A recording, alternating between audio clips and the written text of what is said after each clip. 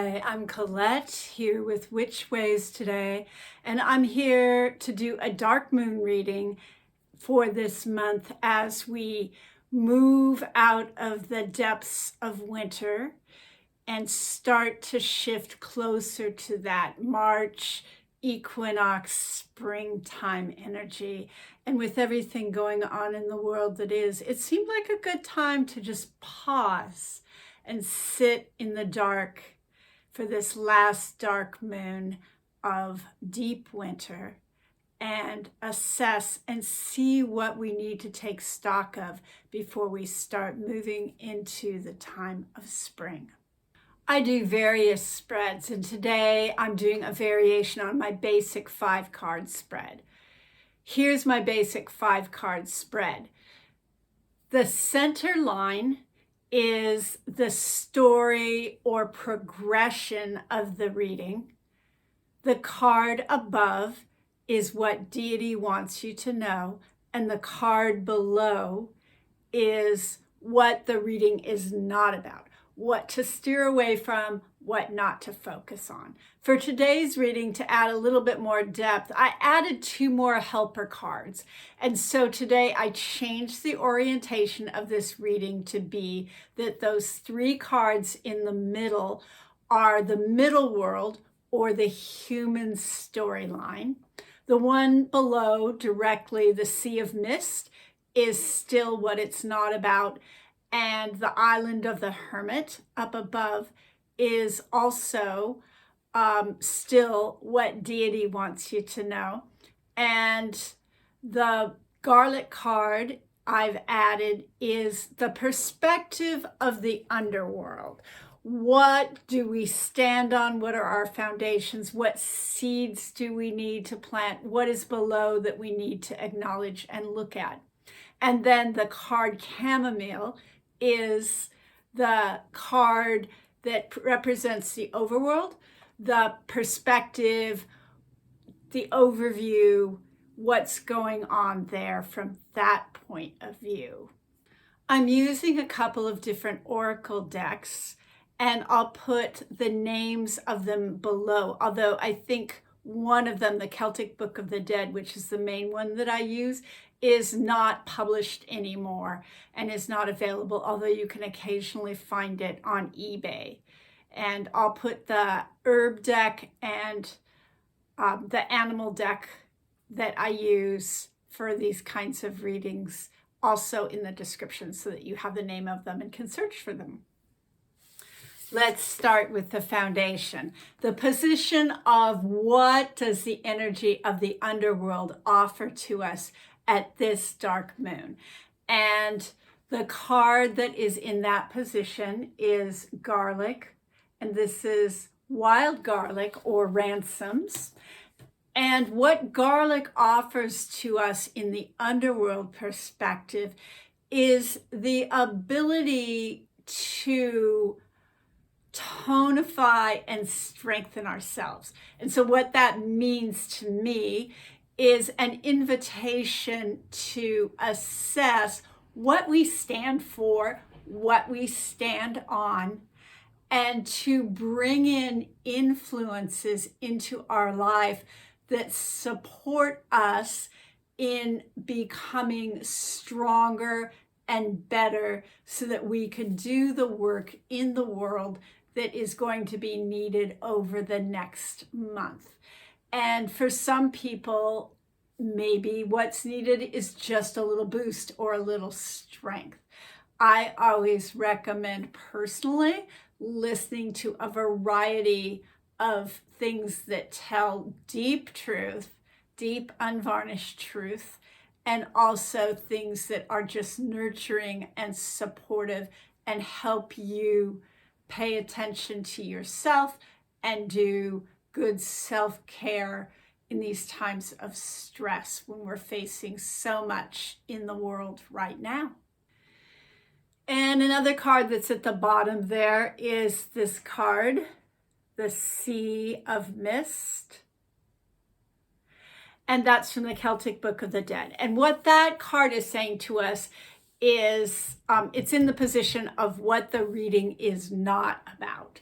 So this card asks us to not spend a lot of time in our heads, twirling things around.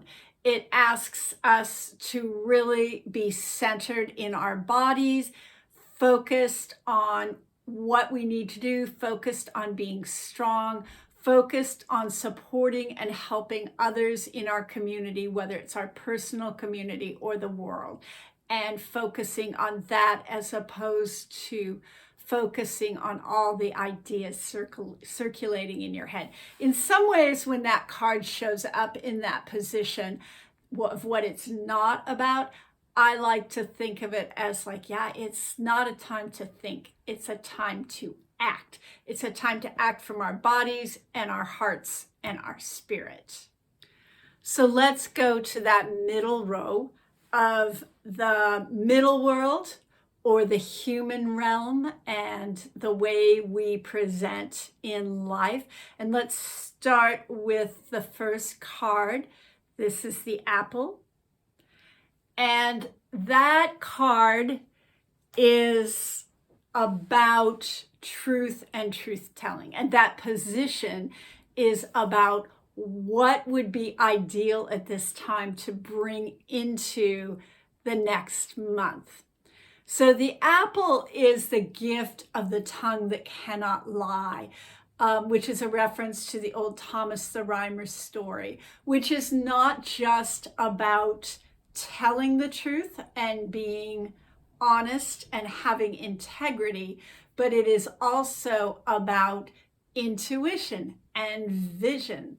And so I would suggest that this position is talking about how to both be honest when you speak, taking some time to make sure that what you say is true for you and true to the best of your knowledge, not just something that you heard or something that is kind of emotional propaganda, but is actually something that you feel is true, what lies at the heart of the situation. It also, in this next month, is a super important time to pay attention to your intuition. If your intuition is guiding you in a certain direction, check in with yourself, see if it resonates in your gut and feels like right action, right time, and follow your intuition. The second card, which is where we are and what we currently have to face in the human realm, is this one. And that is the island of otters. Otters are very, very playful. They are about adaptability, forgiveness. It's a good time in this month before we move forward into spring equinox and that more outward, busy, blooming time, both personally and in the way we relate to the world, to really think about, are there beings or people that you need to forgive?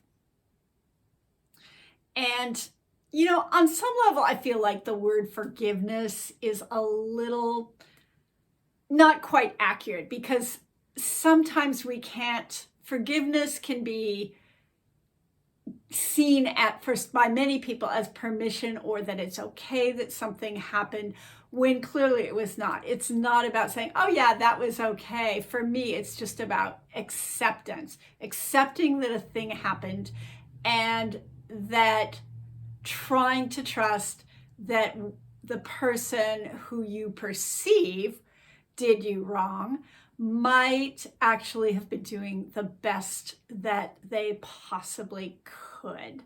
And I think that's just important to remember. And it's also important to remember that often when we are upset with someone, we are really coming from a place of our own triggers and responses. And so I think it's a good time as we come out of the depths of winter, that time when we've been sitting with ourselves, sitting in the dark, and just reassess what and who do we need to accept. Maybe there's a situation that we've been just hoping would change, hoping would change, hoping would change. And maybe just you need to just be in acceptance that that particular situation or person might be doing as good as they can at this time. Always hold out hope for things will be change. And I want to mention here, I am not saying accepting injustice or social wrongs or things that clearly are detrimental and harmful. I'm not saying accepting that at all. I'm saying if there is a personal grudge that you hold or a situation that you're just really having a hard time accepting, this would be a good time to just assess whether you can just be in acceptance and then do what you need to do for yourself to protect yourself and be in right relationship with yourself and your life. Always look to yourself and what you need to do for yourself first.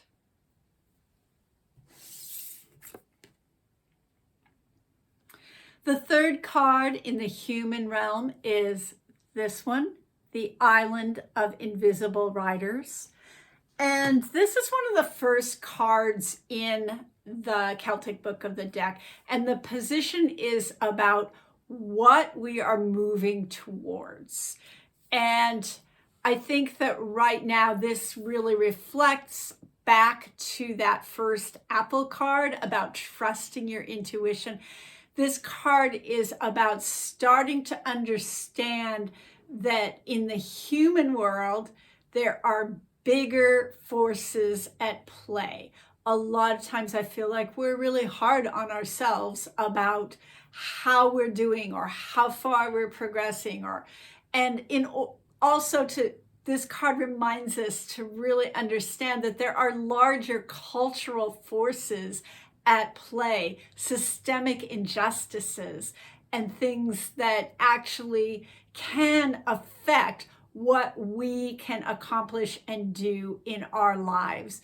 That sometimes we have to really look at the context of how things are. And I see this, for example, a lot around people's upsetness with homelessness, and in terms of it being an affront to them and damaging their property values, and oh, it's so terrible to look at. And that might all be true, but it's like the reality is there's bigger forces in the human world at work. Homelessness is very complex, for example. And so this card just reminds us that there are bigger cultural and societal forces at work that can make situations easier or situations harder. On the personal and magical level, this card is really about looking at what the spiritual and karmic forces are that are going on and starting to have an understanding and relationship to the other world, to spirits, beings that may be helpful to you in terms of giving you strength to continue doing whatever work you are doing to create a more just and beautiful world. All right, let's talk about that top tier, the overview, the overworld, and that card was chamomile. And the overworld perspective is that as we move into the spring, for many of us, we may not have had what feels like downtime this winter. There's been a lot going on in the world and in many people's personal lives. And the more sort of on the fringes of societal wealth or the fringes of the culture, or the more you're seen as not part of mainstream, probably the harder this time has been in many ways. So chamomile is reminding you that wherever you are at, to try and take some time this month to do something that is restorative and soothing. And that can be really challenging if you're a single mom, with some kids, and you're just really living hand to mouth, for example, or you're a person of color in these times, that it can seem like there's not much. But one of the things I've learned from a lot of people who were in really, really difficult positions is that you do what you can. And so I'm encouraging all of us to take in some of that energy of chamomile, which is just very gentle and very soothing. It's a plant of air, so it particularly calls on us to soothe our mind. And this doesn't mean that we don't think about the things that are going on or push them aside or brush them aside. What it means is to do your best to, when you notice things that are challenging, to give it your attention, to offer your prayers, to do your magic, do your witchcraft around that, but to also take time to, in particular, soothe your mind, and in particular, sort of those hamster wheel thoughts that are just circular thoughts where your mind is just kind of racing. You're not actually doing productive thinking about how to solve your personal problems or the world's problems. Your mind is just caught in a spiral, and that those kind of thoughts right now are not helpful. And sure, it's definitely easier to say, yeah, stop that circular thinking. Just get into some other mode of being than to actually do it. Maybe chamomile needs to be an actual physical ally to us if you tolerate chamomile well. The only reason that I know of that people wouldn't tolerate it is some people have a little sensitivity to that kind of family of plants, and chamomile makes them a little wheezy. But it's very, very gentle, very supportive, particularly to the mind, without being drowsy or making you sleepy. So I would say to do what you can, when you can, to quiet those circular thoughts and to call on the energy of gentle soothing for your mind. And one thing that you can do that helps that is to just try and drop your consciousness out of your head and move it deeper into your body. Try to find your feet. Try to imagine yourself being deeper in your body, and take some deep breaths and call on the spirit of chamomile. And our final card is what deity wants us to know. And that's the card of the Island of the Hermit. And the Island of the Hermit is in the position, as I said, of what deity wants us to know. And the Island of the Hermit is about assessing our needs and looking to simplify our needs at this time. And certainly that's part of one of the things that we could do around caring for the earth and climate change, which is one of the many things that's really up right now.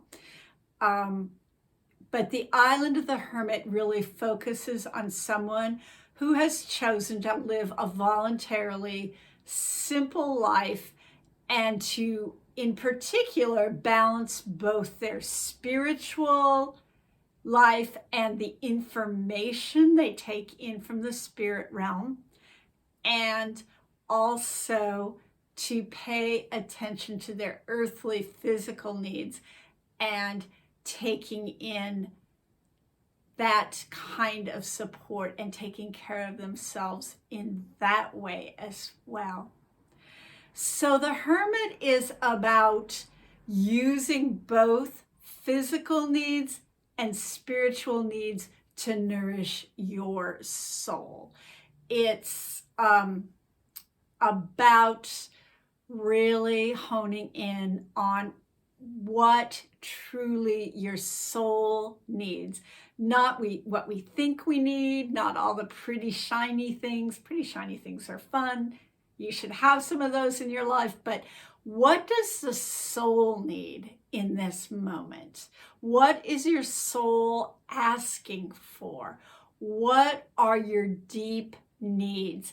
And really focusing on that this next cycle rather than just, all the 50 million things that call and divert us and ask us to give of our very precious time and energy and resources, but to just take a breath in and out and think about what does our soul need to be nourished right now. And that's this month's reading. Maybe I'll do another one again at some point if people like this. Thanks for watching, and may you be well.